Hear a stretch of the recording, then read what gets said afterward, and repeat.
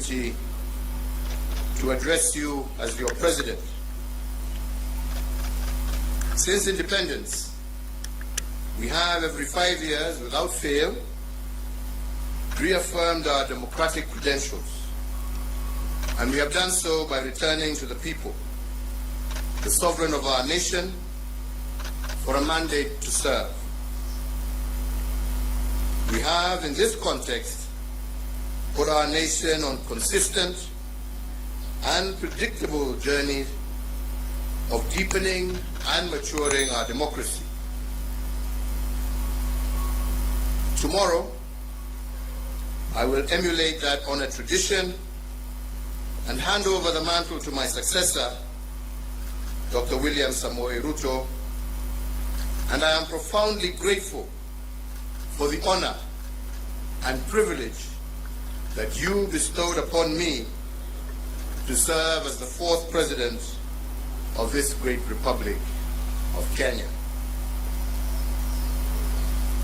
In my service to you, the people of Kenya, I was supported by a cabinet, principal secretaries, holders of constitutional offices, security agencies, our ambassadors and permanent representatives in all our missions abroad, and indeed by all public servants.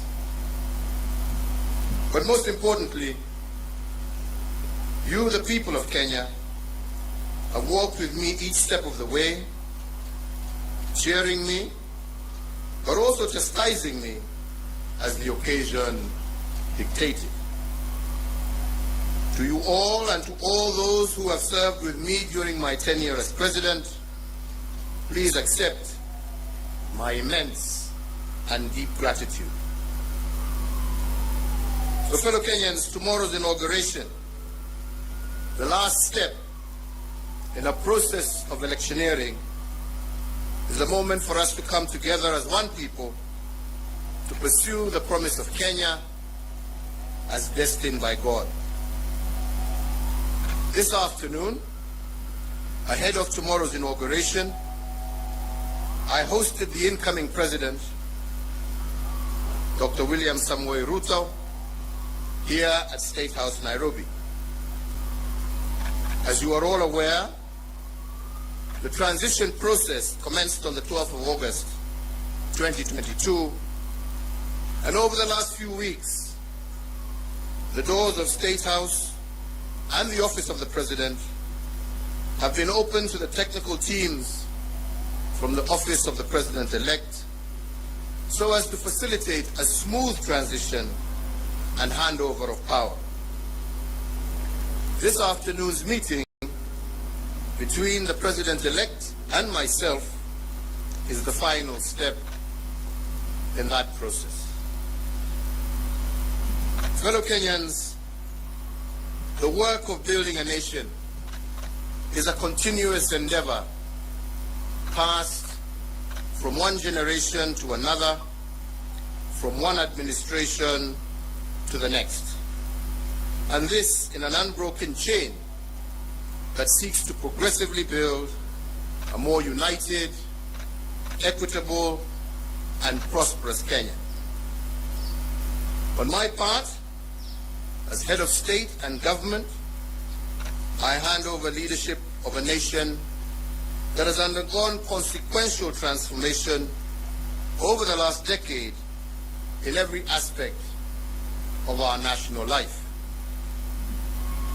With the mandate you bestowed upon me, my administration, together we have fostered an integrated devolution as a way of life in our country. We have reinforced our educational and technical excellence, and we have also successfully led the nation through the worst global health crisis in over a century. We also turned a number of challenges that we inherited and those that emerged during our tenure into areas of opportunity for a better Kenya. The baton we received from the late President Mwai Kibaki was carried through. We built on his legacy and indeed on those of the previous two administrations in every area of public life. We built on the late President Daniel Arap Moi's love for education that was further built upon as free primary education by President Mwai Kibaki, and with the mandate that you gave me, we institutionalized free secondary education, thus heralding a 100% transition from primary to secondary education. To further enhance the competitiveness of our workforce, we have placed the nation on a pathway to competency-based curriculum which institutionalizes a system that seeks to nurture creativity and innovation in our children. Aware that insecurity can break the chain of our national development and deter the realization of the national anthem's promise of plenty within our borders, we have built on the work done and created a much improved security environment.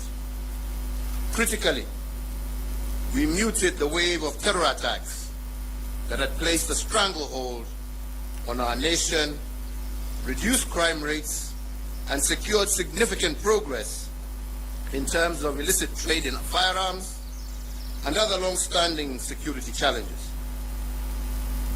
We achieved this by retooling our security organs and making them more capable to address the dynamic, contemporary security challenges that Kenya faces. To realize the dream of equitable development, we have fostered and given impetus to the devolved system of governance. In line with the 2010 Constitution, we institutionalized devolution and forever changed the face of Kenya. Through devolution, government is now much closer to the people, with Kenya shillings 2.5 trillion transferred by the national government to the counties from 2013 to date. Now Wananchi's needs can be heard and addressed in real time, and the funding transferred to counties can be better aligned to the priorities at the local level. With the mandate you gave us, we pursued the vision of previous administrations for greater economic integration within the East African region and led the push to admit the Democratic Republic of the Congo into the East African community. With this singular move, the East African Community Common Market grew by 90 million people, yielding an expanding market of 300 million persons and the consequent enhanced opportunities for Kenyan enterprises. Building on the place of pride earned by our forefathers, we fortified our global footprint.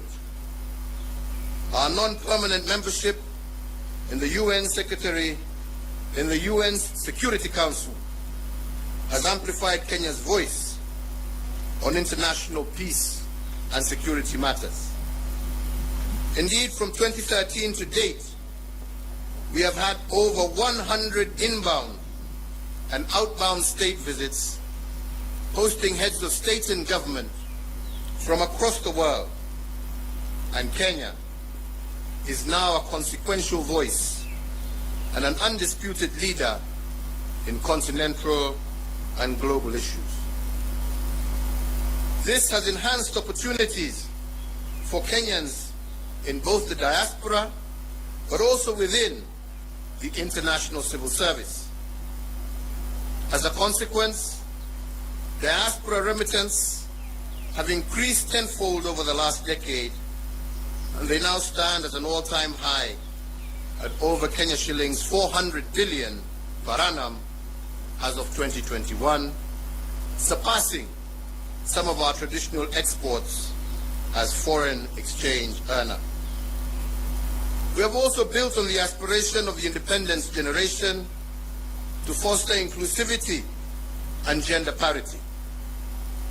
We have furthered the pioneering spirit of the second administration that elevated women leadership, and in an unbroken chain built on the progress made under the third administration, and we have vastly expanded women's participation in governance and significantly increased the number of women in cabinet and in senior ranks of government as well as our security organs.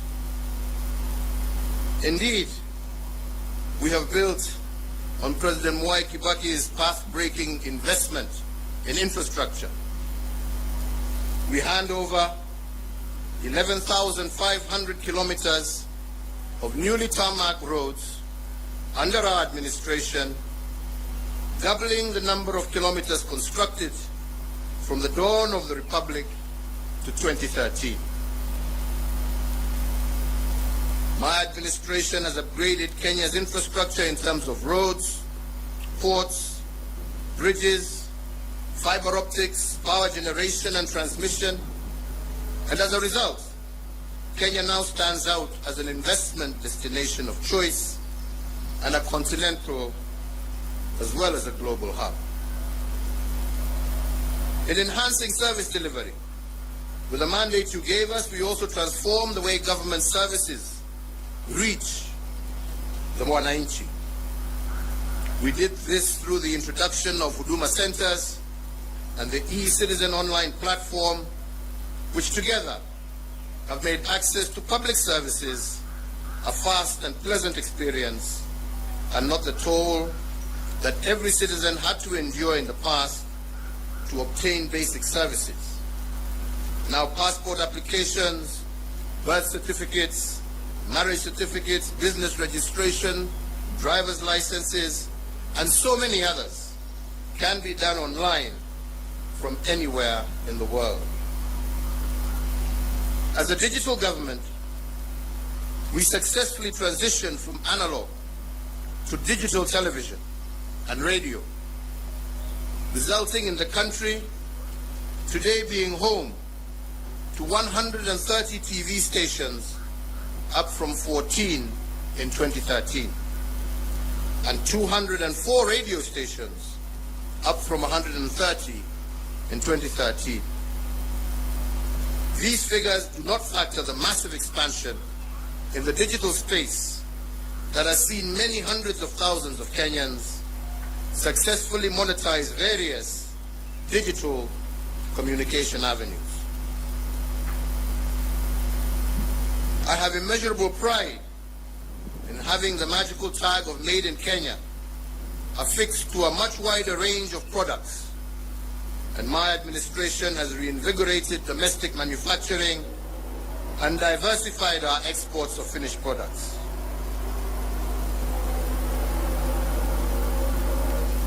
From my predecessor, President Mwai Kibaki, we picked up a country that was the 12th largest economy in Africa to its current position as Africa's 6th largest economy.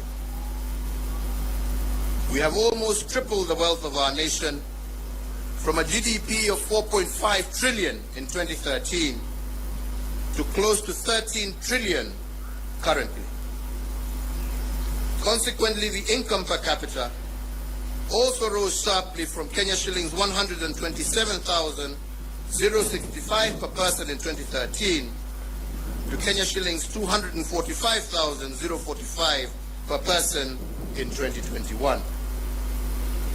This has seen Kenya graduate from a lower middle income country, and it is notable that if we continue on this growth trajectory, what this means is that by next year, we will join the league of truly middle-income countries. In another milestone as a mark of the growth that we have experienced, our tax revenues have more than doubled from slightly above Kenya shillings 800 billion in the financial year 2012-2013 to Kenya shillings 2 trillion in the financial year 2021-2022. The dream of our forefathers was to rid the country of disease, ignorance, and hunger, and to bring the nation